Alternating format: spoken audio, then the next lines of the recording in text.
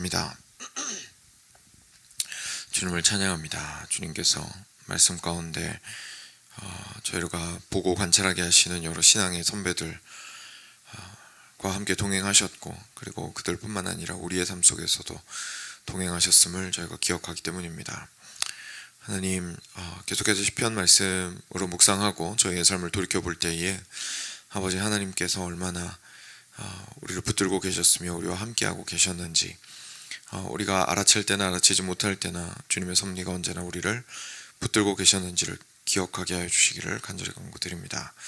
주님께서 베풀어 주신 은혜와 앞으로 베풀어 주실 은혜들을 저희가 항상 기억하고 또한 고대하며 감격하며 살아가는 자들 될 수 있도록 은혜 베풀어 주시옵소서. 감사하며 예수 그리스도의 이름으로 기도드렸습니다. 아멘. 네, 시편 76편입니다. 1절부터 12절까지 76편 전체입니다.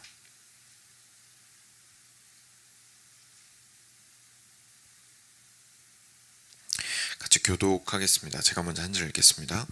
하나님은 유다에 알려지셨으며 그의 이름이 이스라엘의 크시도다. 그의 장막은 살렘에 있으며 그의 처소는 시온에 있도다. 거기에서 그가 화살과 방패와 칼과 전쟁을 없이 하셨도다. 주는 약탈한 산에서 영화로우시며 존귀하시도다.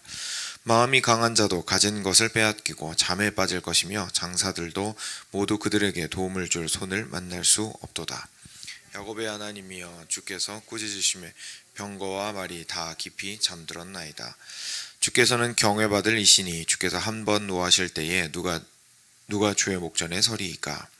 주께서 하늘에서 판결을 선포하심에 땅이 두려워 잠잠하였나니 곧 하나님이 땅의 모든 온유한 자를 구원하시려고 심판하러 일어나신 때로다. 진실로 사람의 노여움은 주를 찬송하게 될 것이요 그 남은 노여움은 주께서 금하시리이다. 너희는 여호와 너희 하나님께 서원하고 갚으라. 사방에 있는 모든 사람도 마땅히 경외할 이에게 예물을 드릴지로다. 그가 고관들의 길을 꺾으시리니 그는 세상의 왕들에게 두려움이시로다. 아멘. 네. 오늘 시편 말씀을 통해서 저희가 하나님께서 어떤 분이신지에 대해서 좀 살펴보게 됩니다. 하나님은 유다에 알려지셨으며 그의 이름이 이스라엘의 크시도다. 그의 장막은 살렘에 있으며 그의 처소는 시온에 있도다 라고 하시는데, 하나님께서 저희가 잘 알다시피 이스라엘 백성들과 함께 하시고 영원토록 함께 거하시고 하는 것들을 이야기를 하고 있습니다. 그런 하나님이시죠. 그런데 이 하나님께서 3절부터 보시면 거기에서 그가 화살과 방패와 칼과 전쟁을 없이 하셨도다. 주는 약탈한 산에서 영화로우시며 존귀하시도다 라고 하십니다. 그래서 하나님께서 화살과 방패와 칼과 전쟁을 없이 하셨다. 다시 말해서 다툼과 어떤 사람이 죽어가고, 그리고 서로가 서로를 반목하고, 그리고 심지어 전쟁을 일으키는 그런 상황을 종식시키실 정도로 하나님께서는 크신 능력이 있으시고, 그리고 그 전쟁을 종식시키신 것은 결국 목적하시는 것이 평화를 향해서 가는 것이죠. 하나님께서 처음에 에덴 동산을 만드셨을 때 참 평안한 곳을 만드셨던 것과 같이 평온과 평화를 하나님께서 이루어 가신다라는 이야기를 하고 있고요. 그 다음에 4절에서 방금 같이 읽었었는데 보면 약탈한 산에서 영화로우시며 존귀하시도다 라는 이 말씀은 사실 여기서 약탈하다라는 건 이제 맹수가 그 사냥을 하는 것을 의미를 합니다. 그래서 약탈이 누구가 이렇게 멀쩡하게 잘 가지고 있는 걸 빼앗는다라기보다 맹수가 이렇게 자신의 먹이를 쫓아가서 이제 무력화시키는 것을 이제 이야기하는데요. 결국 앞에서 얘기했던 것처럼 하나님께서 정말 사자와 같이, 유다의 사자와 같이 앞장서 나아가셔서 그 땅에 굉장히 어지럽고 그리고 분란이 생기고 해서 하나님을 올바르게 섬길 수 없고, 그리고 하나님의 통치보다는 인간의 욕심과 투기와 노여움과 이런 것들로 엉망이 된 세상을 하나님께서 바로잡아 가시는 힘을 보여주시는 그런 장면을 우리가 보게 됩니다. 그리고 거기에서 하나님께서는 자기 자신의 영광과 존귀하심을 드러내시게 되겠죠. 그래서 하나님께서는 자기 영광을 위해서 이렇게 유다의 사자가 되셔서 싸우시는 분이시라는 얘기입니다. 계속해서 마음이 강한 자도 가진 것을 빼앗기고 잠에 빠질 것이며 장사들도 모두 그들에게 도움을 줄 손을 만날 수 없도다. 야곱의 하나님이여 주께서 꾸짖으심에 병거와 말이 다 깊이 잠들어 버렸습니다. 주께서는 경외받을 이시니 한 번 노하실 때 누가 주님의 목전 앞에 서겠습니까? 라고 하면서 굉장히 시적인 표현으로 결국은 말과 병거와 적군과 모든 이들이 하나님의 그 한 번의 거대한 포효 한 번으로 완전히 잠잠케 되고 전쟁이 이렇게 조용하게 되는 장면을 보면서 하나님만 우리가 두려워할 뿐입니다. 누가 주님 앞에서 버틸 수가 있겠습니까? 라고 이야기합니다. 그래서 주님께서 판결을 선포하시니까 땅이 두려워서 잠잠하였고, 그래서 그때는 바로 하나님께서 땅의 모든 온유한 자를 구원하시려고 심판하기 위하여서 일어나신 때입니다. 그래서 하나님께서는 그냥 단순하게 능력을 가지고 막 이렇게 전쟁을 끝내시는 분으로 묘사만 되고 있는 것이 아니라, 하나님은 또 공의로운 재판장이 되셔서 온유한 사람들은 보통 이렇게 자기 뜻대로 세상을 움직이고자 하는 강포한 자들에 의해서 이렇게 억울한 일들을 많이 당하게 되죠. 그렇기 때문에 하나님께서 그 온유한 자들을 위하여서 공의를 일으키시는 재판장으로 일어나신 때에 땅이 두려워하며 잠잠하였더라라고 이야기합니다. 진실로 사람의 노여움은 주를 찬송하게 될 것이요 그 남은 노여움은 주께서 금하시리이다. 이 부분은 사실 좀 해석하기가 어려운 부분인데 원어로 보더라도 쉽지가 않은 부분인데요. 일단 핵심은 결국 앞에서 보았던 것과 동일합니다. 그래서 정확하게 무슨 뜻인지 저희가 이해가 좀 어렵다 할지라도 하나님께서는 그 모든 노여움들을 잠잠케 하시고 금하게 하시는 분이십니다. 라는 찬양입니다. 결국 우리가 한 왕을 한번 생각해 보시면요. 지금은 저희가 그 민주주의 사회를 살아가고 있기 때문에 삼권 분립이고, 그리고 각 정부 부처들이 뭔가 감정을 가지고 일을 하는 게 아니죠. 감정을 가지고 일을 하는 게 아니고 그냥 정해진 시스템에 따라서 일을 하는 겁니다. 그래서 뭐 그 사람들이 얼마나 백성을 사랑하는지보다도, 그죠? 얼마나 백성을 사랑하는지보다도 그 사람들이 일을 그냥 똑바로 처리하면 되죠. 그 시스템 자체가 입법기관은 입법을 잘 하고, 그리고 사법기관도 그 법에 이렇게 시행을 잘 하고, 그리고 다른 행정기관들도 그런 것들을 잘 하게 되면 문제가 없는 세상을 우리는 살고 있지만, 사실 왕을 좀 한번 그려보신다면, 이 왕 같은 경우에는 그 모든 권한이 사실 자기한테 집중이 되어 있고, 그리고 그것을 행하기 위해서는 굉장한 열정과 사랑과 그리고 은혜와 긍휼을 베풀고자 하는 마음이 필요합니다. 그렇죠? 그래서 어떤 사건을 보더라도 그 사건이 굉장히 부당해 보이고 합리적이지 않고 그리고 공의롭지 못하다면 그것에 대해서 분노하고, 그리고 왕이기 때문에 능력이 있죠. 그냥 화내고 마는 것이 아니라 일반 백성들은 억울하게 그냥 뒤에서, 그죠?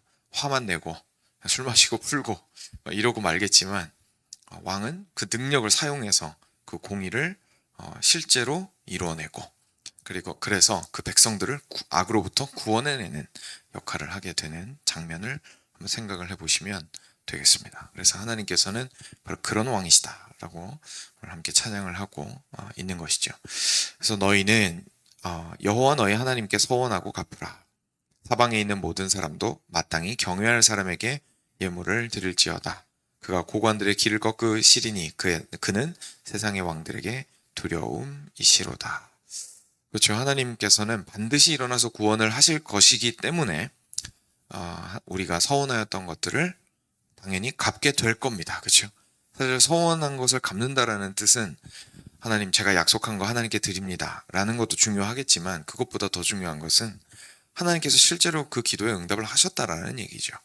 그렇기 때문에 하나님께서 승리를 가져오실 것이고 평화를 가져오시는 분이시니 그 서원을 갚을 준비해라. 그죠? 그래서 하나님께서는 그 기도에 반드시 응답하신다. 사방에 있는 모든 사람들도 마땅히 우리가 우리의 두려움과 사랑을 올려드려야 할 하나님께 예물을 바치라. 그가 고관들의 길을 꺾으시니 세상의 왕들에게 우리 하나님은 두려움이시다 라고 노래하면서 시를 마치고 있습니다. 오늘 말씀을 통해서요 쭉 보면서 혹시 어떤 좀 생각과 감정을 느끼셨는지 모르겠습니다. 오늘 말씀을 이렇게 초점을 한 군데로 좀 모아서 저희가 묵상을 해보자면 7절에 저희의 눈이 아무래도 가는 것 같습니다. 주께서는 경외받을 이시니 한 번 노하실 때 누가 주의 목전에 서리이까. 사랑하는 여러분, 저희가 하나님을 경외하라고 부름을 받은 사람들입니다. 하나님을 경외하는 것은 결국 하나님을 두려워하고, 그리고 동시에 그러면서도 하나님을 사랑하는 것입니다. 그래서 하나님을 단지 두려워만 한다면 저희들은 두려워하는 존재를 따라가거나 쫓아가는 것이 아니라 약간 거리를 두고 싶어 하겠죠. 아니면 심지어 도망가고 싶어 할 겁니다. 두려운 존재라면. 그래서 경외하다라는 것이 두려움이 굉장히 중요한 감정으로 들어가 있긴 하지만 단지 두려움만이 아닙니다. 사랑이라는 것은 놀랍게도 두려움과 반대로 계속 그 대상에게 가까이 가려고 하는 성향입니다. 그렇다면 이 마음은 계속 상대방을 더 원하고, 더 욕망하고, 더 구하고, 더 만나고 싶고, 더 시간 함께 보내고 싶고, 어려울 때일수록 더 원하고 하게 되겠죠. 그래서 이 두 가지의 감정을 함께 동시에 가지고 있는 것이 이제 하나님의 백성들의 어떻게 보면 좀 역설적이지만 참 놀라운 그 마음입니다. 그래서 하나님께서 얼마나 두려운 분이신지를 누구보다 잘 아는 사람들입니다. 그런데 오늘 말씀 보면 왜 두려우신지가 잘 드러나 있습니다. 하나님의 정말 울부짖음 한 번으로, 사자의 포효 한 번으로 적군이 무너지고 전쟁이 종식됩니다. 그리고 하나님께서 분연히 일어나셔서, 떨치고 일어나셔서 불의한 자들 사이에서 일어나셔서 당신의 공의를 이루고자 하시는 재판장으로 일어나실 때에는 또 동시에 왕이기도 하시기 때문에 그냥 단순히 재판만 하고 앉는 것이 아니라 재판을 하시고 그 재판이 실제로 시행될 수 있도록 힘을 행사하시고, 그래서 당신의 백성들을 구원하시는 하나님이십니다. 그리고 이 하나님을 우리는 경외하도록 부름받았다는 사실을 다시 한번 기억해 볼 필요가 있습니다. 그리고 이 모든 것들이요, 참 감사한 것이 무엇을 위해서, 다시 말해서 하나님은 참 두려운 분이시고 이런 놀라운 능력과 공의와 왕으로서의 역할을 감당하시는 분이신데, 그런 분이 자기 자신의 그 모든 역량을 동원하셔서 무슨 일을 하시는지를 보면 결국 자기 백성을 구원하는 일을 하신다고 이야기하고 있으십니다. 그래서 이것이 참으로 놀라운 일인 거죠. 저희가 힘이 센 사람, 지혜로운 사람, 능력이 많은 사람, 또는 다른 의미에서 신비로운 일, 초자연적인 일, 그리고 나의 인생을 갑자기 송두리째 변화시킬 정도로 능력 있는 일이 주변에서 일어나는 것들을 많이 볼 수 있습니다. 그런데 그 일이 실제로 나랑 별로 상관이 없을 수 있습니다. 우리가 하나님을 믿는다라는 것은요, 그냥 단순하게 하나님께서 어떤 분이신지를 보고 그냥 신비해하고 놀라워하라는 얘기가 아닙니다. 하나님의 그 놀라운 능력과 지혜와 능력이 완전히 집중이 되어서 우리의 구원을 위해서 사용된다라는 뜻입니다. 하나님께서 우리의 구원 가운데에서 성부 하나님과 성자 예수님과 성령 하나님의 놀라운 구원의 사역에서 필요한 모든 자원들이 집중이 되어 있다는 사실을 기억해 본다면 저희의 구원을 절대로 간단하게 생각할 수가 없을 겁니다. 그래서 우리가 하나님께서 얼마나 경외할 만한 분이신가를 알고자 할 때에는 사실 우리 자신의 구원을 하나님께서 어떻게 이루셨는지를 바라볼 필요가 있습니다. 마침 저희가 얼마 전에 십자가에서 드러난 하나님의 구원에 대해서 살펴보았던 것처럼요, 하나님의 구원을 십자가에서 확인하면 할수록 거기서 하나님이 세상을 이처럼 사랑하셨습니다 라는 사실을 명확하게 알면 알수록 하나님이 그냥 단순히 힘세신 분, 하나님이 그냥 단순하게 너그러우시고 긍휼이 많으시고 용서하시는 분, 그냥 이렇게 하나님의 자질로서 끝나는 것이 아니라 그분의 그 모든 자질이, 성품이 나의 구원을 위해서 사용되었다라는 사실을 알게 될 때에 우리는 참으로 하나님을 향한 사랑의 마음이 우러나올 수밖에 없게 되겠죠. 우리는 이런 생각도 좀 해볼 수 있습니다.